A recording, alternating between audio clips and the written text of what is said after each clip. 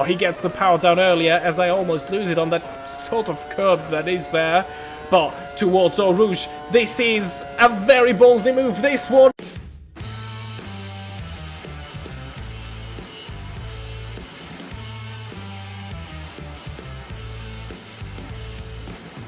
Welcome back to round 9 of our little 1999 Formula 1 World Championship in Automobilista 2, where we want to make Heinz-Harald Frentzen a world champion. Today we are going to race at the iconic Circuit de Spa-Francorchamps with 7 kilometers, the longest track on the calendar. In real life, this race was won by David Coulthard, who passed his teammate right at the start, with Frentzen collecting yet another podium on his unlikely title challenge. For us today, I would say the target is to beat and outscore championship leader David Coulthard, as this is a bit of a rivalry that has been building this year. And now that we are actually close again after 2 wins in succession, this could be a duel that extends itself over the whole season. It's promising to be a very exciting race that could become crucial in the title fight.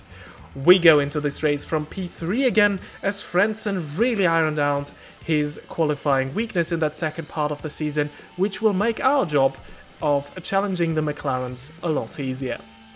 On the second page of the grid there are no big surprises, as you can see. And now, let's go racing at Spa-Francorchamps.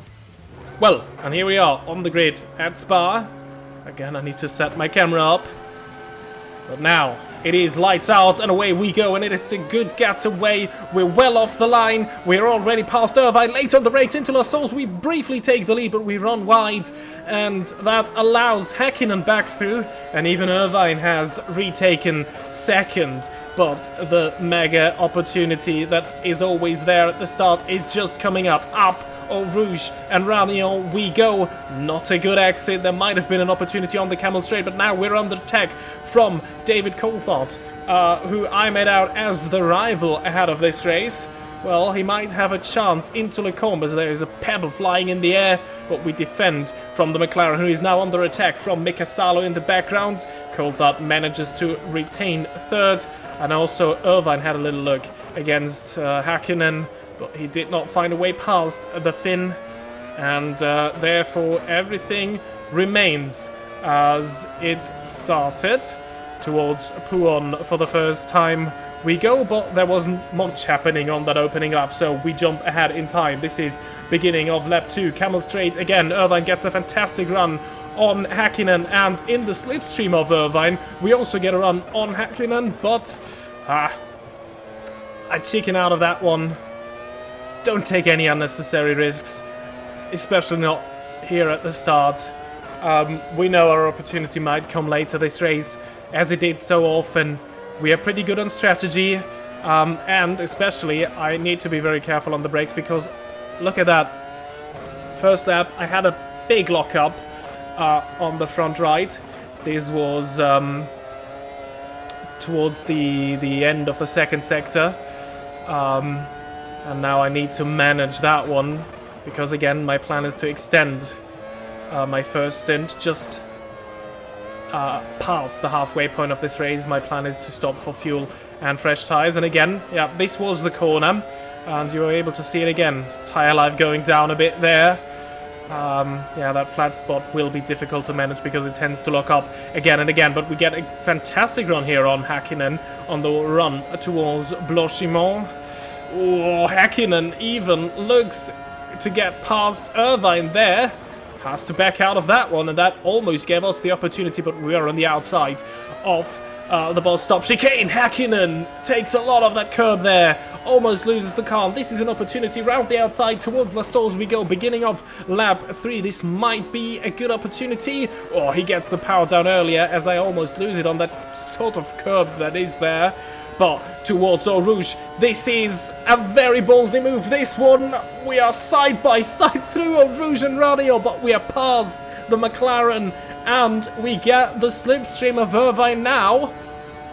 What a move into P2, and we stay ahead of Häkkinen because the slipstream of that Ferrari helps us defend. And right now, this is a mega opportunity for us in the championship fight. Coulthard only 4th.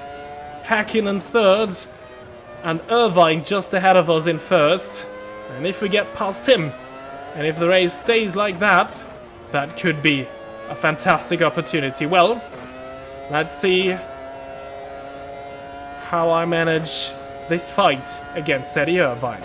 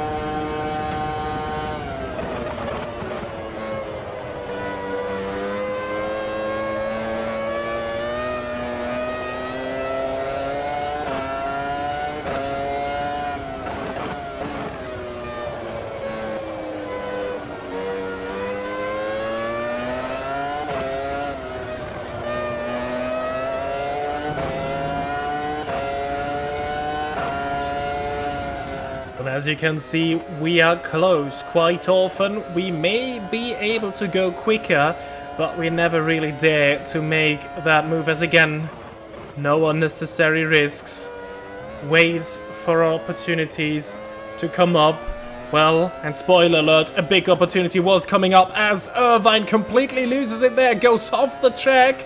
I can tell you he even hit the wall, damaged his front wing, had to pit. But that is a very, very nice gift from Irvine there, as we take the lead. And now all we have to do is defend from Mika Häkkinen, which might be an issue because he will now get the slipstream, and I don't really feel comfortable. Despite me knowing this track quite well, as every sim racer does, somehow I didn't feel very comfortable leading this one. I'm very confident, and well, I need to find my way into this one. As, yeah, without slipstream of Irvine, we might be very vulnerable on the camel straight that is coming up here. Is all up to that exit out of Radion, which isn't ideal. And look, there he is. But the braking zone is coming up. Häkkinen tries it, but on the outside we managed to defend, and that outside becomes the inside, so we're safe for this lap at least. Well, this is the end of lap 6, beginning of lap 7. And still, I could not get rid of Häkkinen, who continues to put me under pressure, as I was watching my mirrors too much. Not really focusing on the job ahead and on the road ahead, just driving on my mirrors, and that was not good. This time I defend the inside as Häkkinen goes towards the outside, and that might have been the first mistake here. Häkkinen hangs it on round the outside there, and then again round the outside he retakes the lead. But maybe now I can put my eyes on the road, or at least the car ahead, and improve my driving, which was not good ever since I took the lead.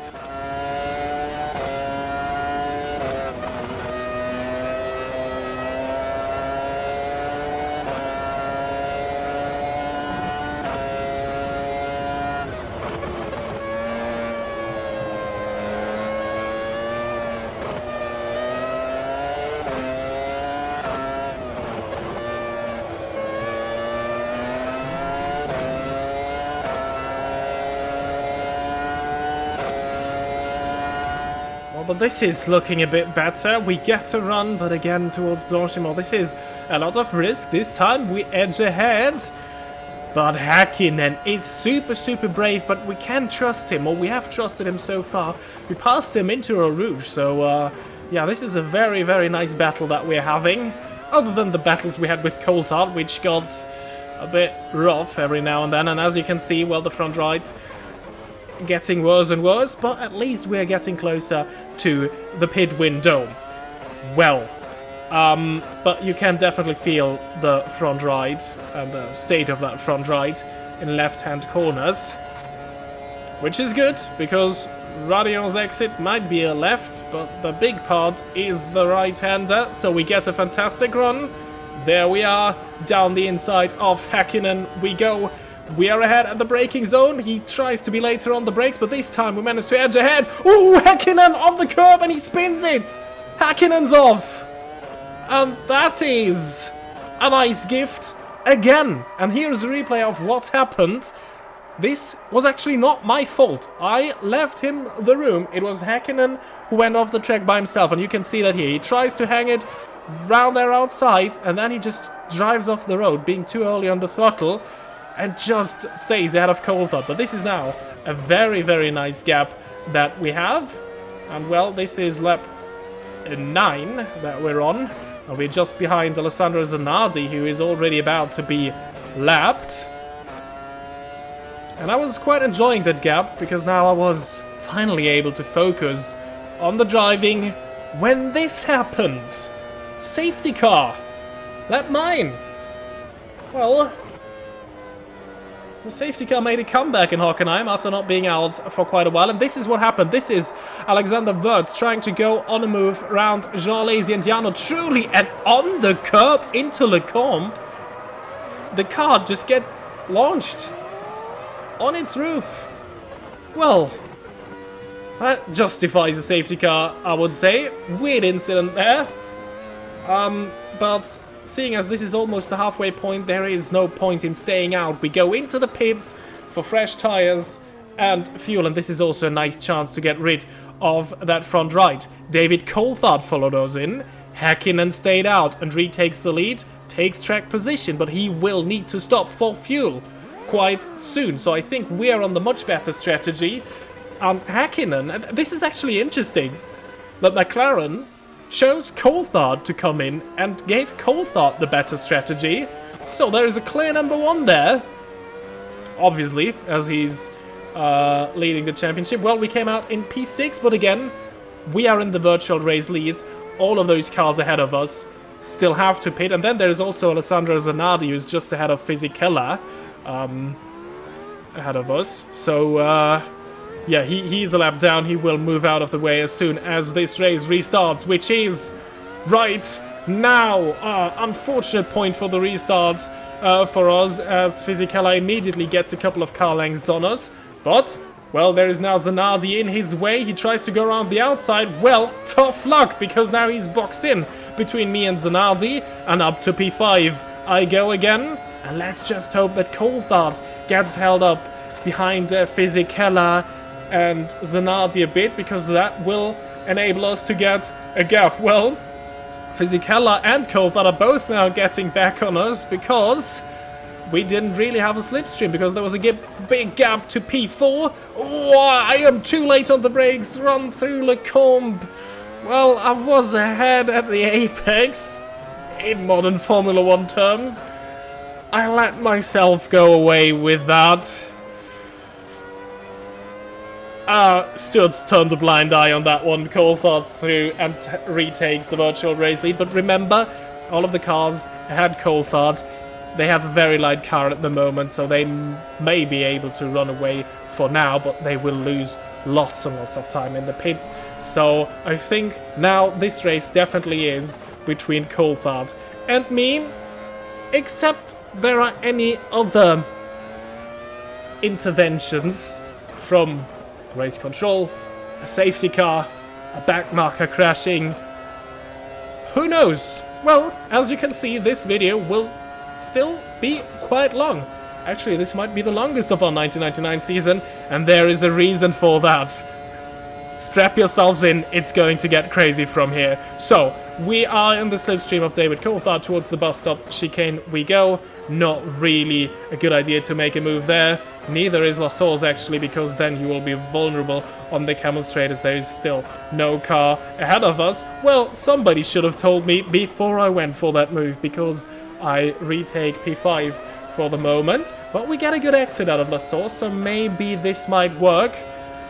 Yeah, no, because already Coulthard is gaining in my slipstream.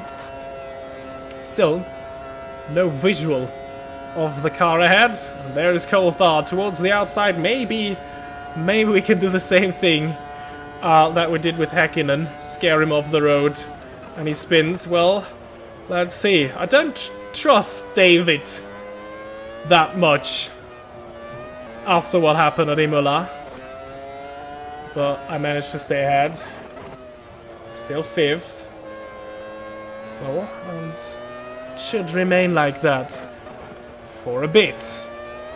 Until, all of a sudden, a lap later, we see a familiar sight, which is Ralf Schumacher off the road. We saw that in Silverstone, but this is an easy position gained for us, and even better, he gets in the way of Coulthard and Fisichella, who's still there somehow. Also, some of the cars went into the pits, so we're up to 3rd. And just as I was starting to celebrate because Ralph is holding up Coulthard, well, yet another safety car.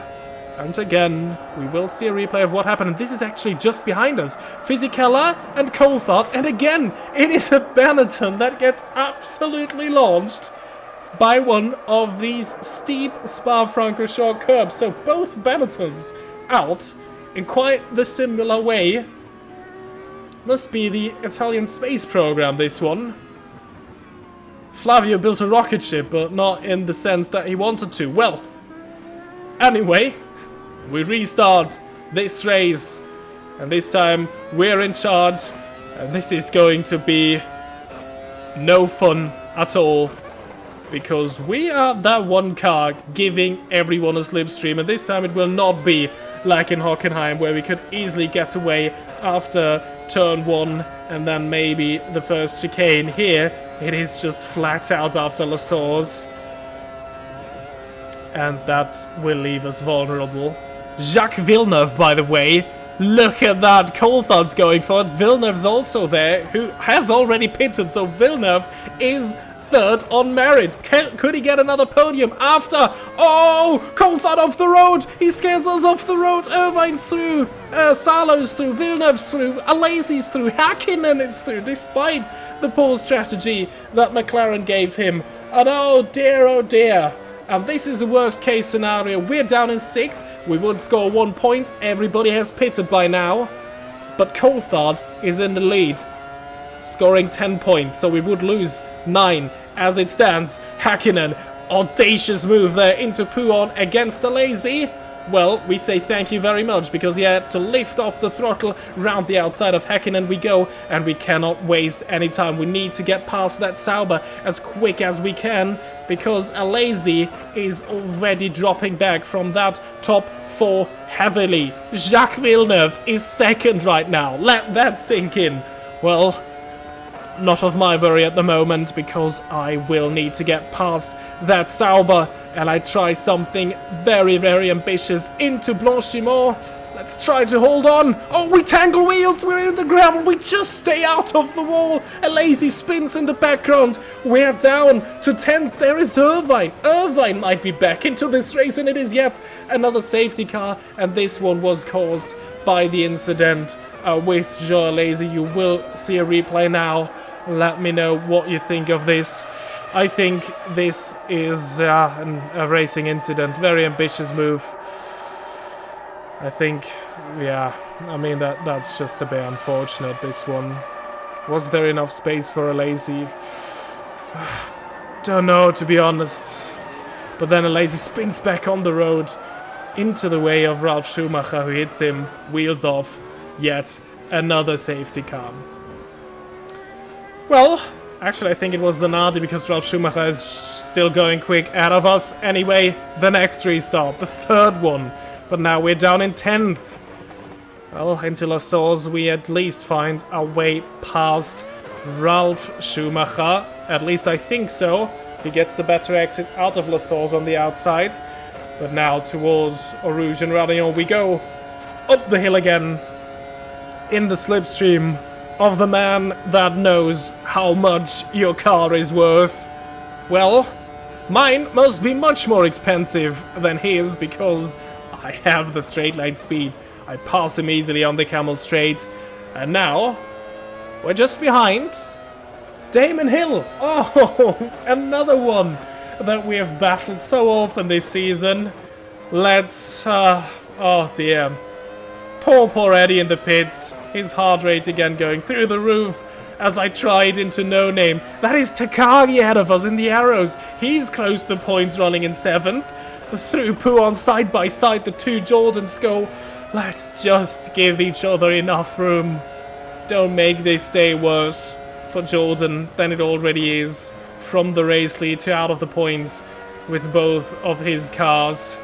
Exactly at the place where Jordan won their first race just 1 year earlier with Damon Hill, and it was a 1-2, Hill finishing ahead of Ralf Schumacher, who still then drove for Jordan. And again, I do not learn my lesson, do I? I go side by side with someone towards Blanchimont. This time I'm on the outside. This time I give Hill enough berth, and then into the bus stop I move ahead of him. And I actually managed to make that move. Now again, we have a very slow car ahead of us, who probably won't even know how he himself ended up there. Takagi! We haven't seen much of any arrows, unless we lapped them.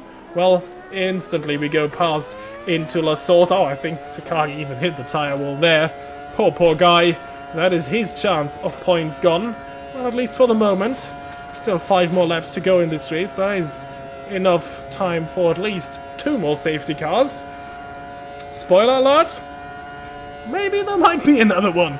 But let's see what's happening in our mirrors as Damon Hill is trying to get down or inside.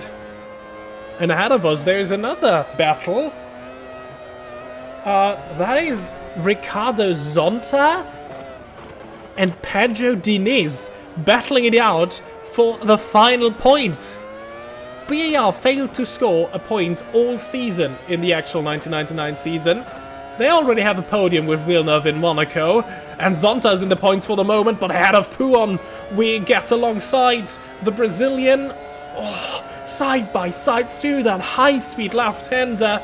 Later on the brakes, I think, but round the outside then we go. And, oh no, having a bit of a deja vu now. Going very close to a Sauber towards Blanchimont. This went very wrong the first time, but again, I'm not much of a learner. I try again. Oh, as there is another safety car. And somehow, well, I checked. The game told me now to stay behind Jacques Villeneuve.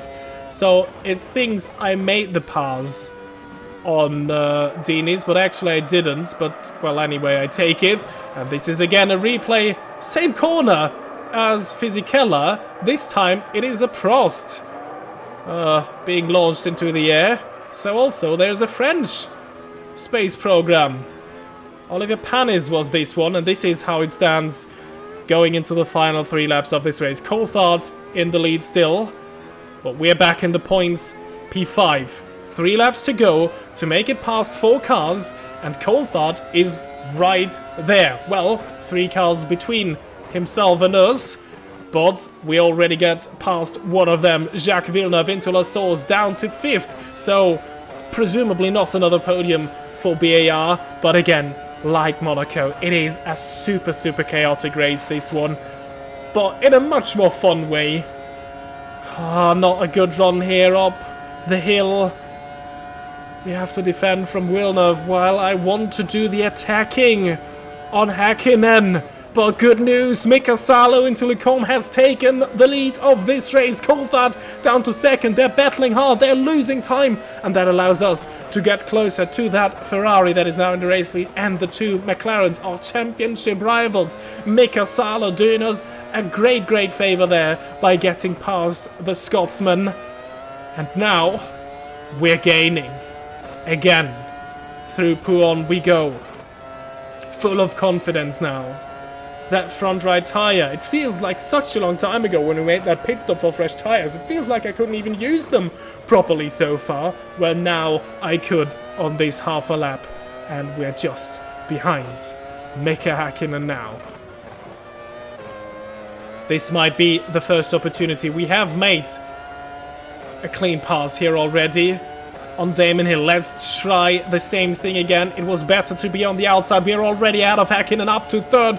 We go towards Blanchimont. Oh, but there's contact. Heavy spin, and we even lift off there a bit into the tire wall. And that is a hefty crash.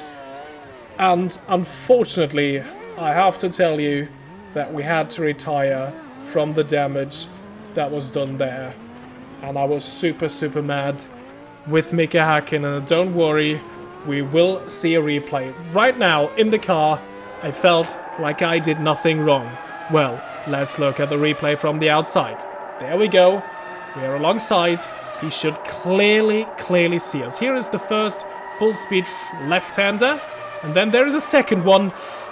Difficult to tell from the outside. We might have merged to one another. But here is Mika Häkkinen's onboard now. And that one shows a much clearer image. And in my opinion, I was absolutely right to be mad. Because look at that. He just goes for our left rear wheel. And as I did for myself in Canada when I took out Michael Schumacher, I have decided that Häkkinen needs to get a 10-second time penalty for that. Because I feel like he's fully responsible for that incident. And this is now the final lap of this race. Coulthard has retaken the lead, but Salo is still with him, and Salo on the Camel Straight is going for a move. He got a fantastic run out of Radio. He's on the inside for Lecombe, and he retakes the race lead. It's very close there, front wing to rear wheel, but Salo has taken the lead, and Salo might play a crucial part here. If Coulthard wins, he will gain 10 points on us, and that will be a very difficult lead to overcome.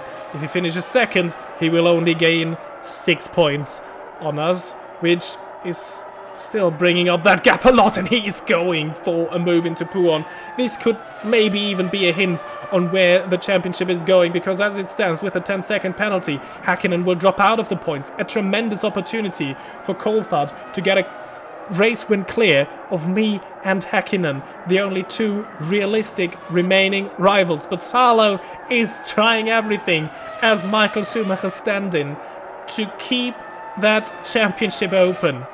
Only 3 more races to go after this one. But Salo is doing a huge service for me and Mika Häkkinen.